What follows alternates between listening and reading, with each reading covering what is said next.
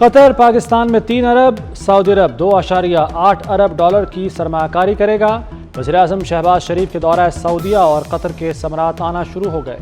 دورہ قطر کا مشترکہ اعلامیہ جاری کر دیا گیا۔ دونوں ملکوں میں تعلقات مضبوط کرنے پر اتفاق، موجودہ تعاون کو مزید وسعت دینے کے عزم کا اظہار۔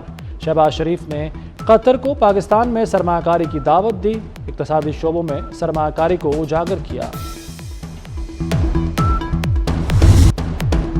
وفاقی وزیر اطلاعات عطا تارڑ کہتے ہیں معیشت مزید مضبوط ہوگی۔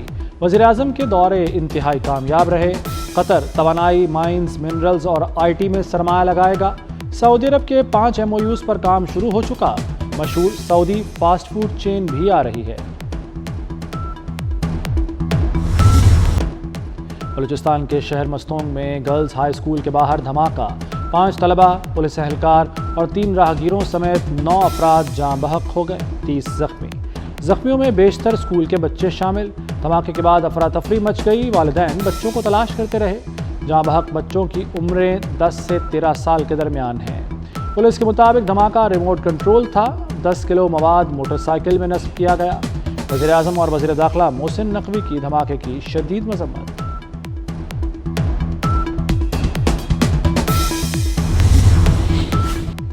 سیکورٹی فورسز کو کسی بھی شخص کی گرفتاری کا اختیار دینے کا فیصلہ دہشت گرد سرگرمیوں میں ملوث شخص کو 3 ماہ کی تحویل میں لیا جا سکے گا۔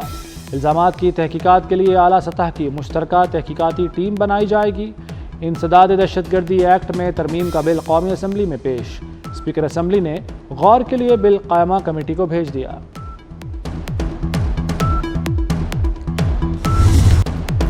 سینٹ کمیٹی نے سپریم کورٹ کے ججز 25 کرنے کی منظوری دے دی۔ پی ٹی آئی اور JUI کی ججز کی تعداد بڑھانے کی مخالفت۔ مرضی کے ججز سپریم کورٹ میں لائے جا رہے ہیں، کامران مرتضیٰ کا الزام۔ حامد خان بولے ججز تعیناتی کا طریقہ عدلیہ کی آزادی پر حملہ ہے۔ سینیٹر شہادت اوان نے کہا کہ ججز کی کم از کم تعداد 21 کرنی چاہیے۔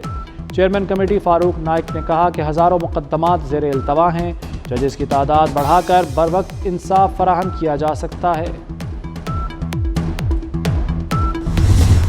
For the Senate of Pakistan, the Supreme Court Practice and Procedure Amendment Ordinance 2024, Ordinance number 8 of 2024 as required by Clause 2 of Article 89 of the Constitution of Islamic Republic of Pakistan.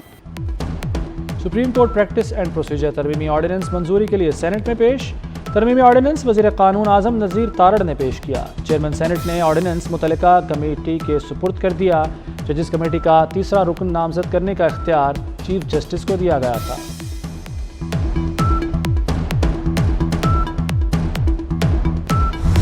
پچھلے دنوں اسلام آباد پر ایک چڑھائی کی گئی۔ کل جن لوگوں نے یہ چڑھائی کی وہ گرفتار ہوئے، اس میں بہت سارے سرکاری ملازمین تھے کہ ان وزیر اعلیٰ ہاؤس میں ان ملازمین کو بلایا گیا۔ KP کے وزیر اعلیٰ نے ان ملازمین کو 1 ہفتے کی چھٹی، ان کے گلوں میں ہار پہنائے اور کہا کہ آپ کو 1 سٹیپ پروموشن دی جائے گی۔ چیف سیکرٹری خیبر پختونخوا کے حملہ آور ملازمین کی ترقی روکیں، لیگی سینیٹر طلال چودھری کا مطالبہ۔ بولے اسلام آباد پر حملہ آور ملازمین کو پروٹوکول دیا گیا۔ علی امین گنڈا پور نے ان ملازمین کی 1 درجہ ترقی کا اعلان کیا۔ یہ کیسا پیغام ہے؟ وفاقی حکومت سنجیدگی سے نوٹس لے، سینٹ کو سابق چیف جسٹس پر حملے کی مذمت کرنی چاہیے۔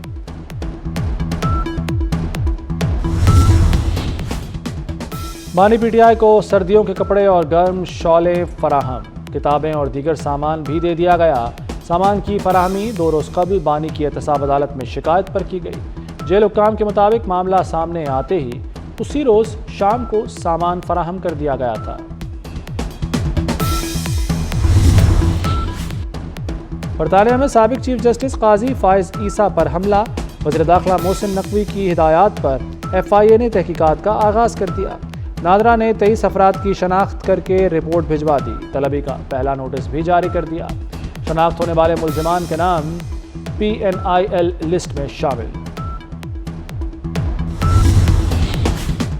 امریکی سفارت خانے کے 3 رکنی وفد کا اڈیالہ جیل کا دورہ۔ امریکی سفارت خانے کے وفد کو 3 قیدیوں تک قونسلر رسائی دی گئی۔ وفد نے فارن ایکٹ کے تحت گرفتار امریکی شہریوں سے ملاقات کی۔ وفد کو امریکی شہریوں عابد ملک، صدیقہ سعید، ایلیکس پریڈو تک کونسلر رسائی دی گئی۔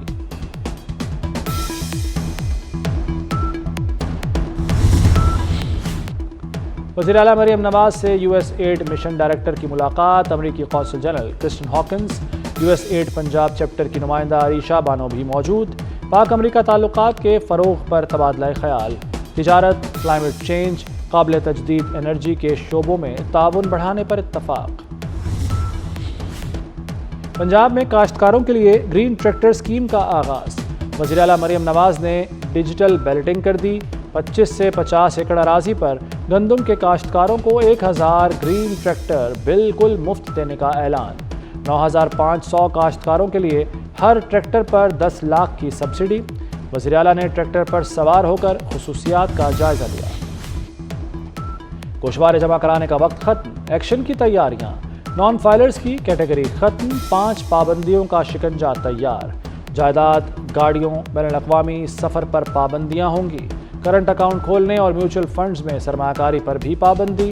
نان فائلرز کی آمدن و اخراجات کا آڈٹ کروایا جائے گا۔ عازمین حج کے لیے نئی پالیسی جاری، شرائط مزید سخت کر دی گئیں۔ ڈائلسس کرانے والے افراد اس سال حج نہیں کر سکیں گے۔ پھیپھڑوں کی بیماری، ہارٹ اٹیک اور سانس پھولنے کے مریض بھی حج پر نہیں جا سکیں گے۔ 7 ماہ کی حاملہ خاتون کو بھی سعودیہ جانے کی اجازت نہیں ہوگی۔ ٹی بی اور کینسر کے زیر علاج مریض بھی حج پر نہیں جا سکتے۔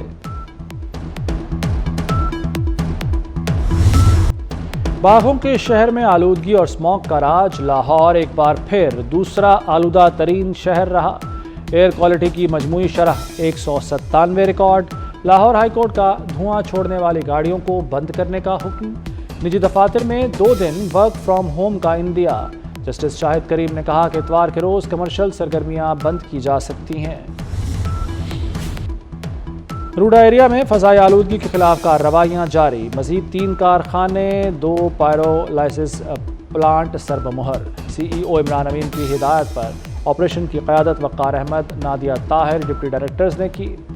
نادیہ طاہر کا کہنا ہے کہ پنجاب حکومت کی گرین لاک ڈاؤن پالیسی سے جلد فضائی آلودگی کا خاتمہ ہوگا۔ پابندی کے باوجود بھارتی دارالحکومت دہلی میں دیوالی پر آتش بازی۔ نئی دہلی کا فضائی معیار انتہائی مضر صحت ہو گیا۔ دہلی آلودہ ترین شہروں میں پہلے نمبر پر آ گیا۔ صبح ایئر کوالٹی انڈیکس 348 رہا۔ اسٹیج اداکارہ نرگس پر شوہر کا مبینہ تشدد۔ ڈیفنسی پولیس نے انسپکٹر ماجد بشیر کے خلاف مقدمہ درج کر لیا۔ ماجد بشیر نے برکی روڈ پر 9 کنال کا پلاٹ ہتھیانے کے لیے تشدد کیا۔ ملزم سونا جائیداد کے کاغذات نقدی کا مطالبہ کر رہا تھا، انکار پر قتل کرنے کی دھمکی دی۔ اداکارہ نے چند سال پہلے ماجد بشیر سے شادی کی تھی۔ ڈوگرا راج سے آزادی کا دن۔ گلگت بلتستان کا 77واں یوم آزادی بھرپور انداز میں منایا گیا۔ جی بی میں تقریبات، چنار باغ میں پرچم کشائی، گورنر اور وزیر اعلیٰ گلگت بلتستان کی شرکت۔ 1 نومبر 1947 کو گلگت بلتستان کو ڈوگرا راج سے آزادی ملی۔ 72,000 مربع کلومیٹر کے علاقے کا پاکستان سے الحاق ہوا۔ پہلی بار پاکستانی پرچم لہرایا گیا۔ اسرائیل کے لبنان میں حملے جاری۔ اسرائیلی فوج نے لبنان کے شہر بالبیک کے بعد طائر کو بھی خالی کرنے کا حکم دے دیا۔ 24 گھنٹوں میں 6 میڈیکل ورکرز سمیت 45 لبنانی شہری شہید کر دیے گئے۔ عرب میڈیا نے جنوبی شہر طائر میں اسرائیلی حملے کی ویڈیو جاری کر دی۔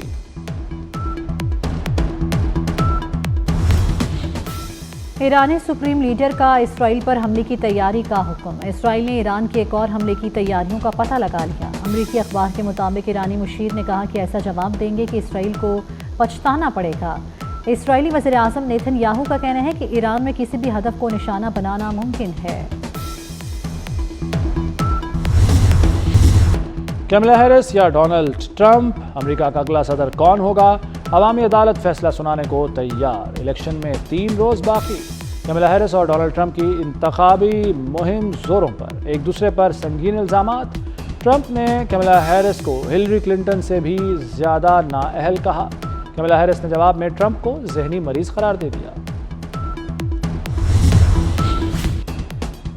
امریکہ کے صدارتی انتخابات میں نیا ٹرینڈ، بیلٹ پیپر پہلی بار اب انگلش کے ساتھ اردو میں ہوں گے۔ اردو بیلٹ پیپر کی سہولت انگریزی نہ سمجھنے والوں کے لیے دی گئی۔ پولنگ اسٹیشن پر ٹچ سکرین ووٹنگ مشین اور آڈیو بیلٹ کی سہولت بھی ہوگی۔ شکاگو بورڈ آف الیکشنز کے مطابق ووٹرز اپنے ساتھ ترجمان بھی لا سکیں گے۔ کئی ریاستوں میں قبل از وقت ووٹنگ جاری۔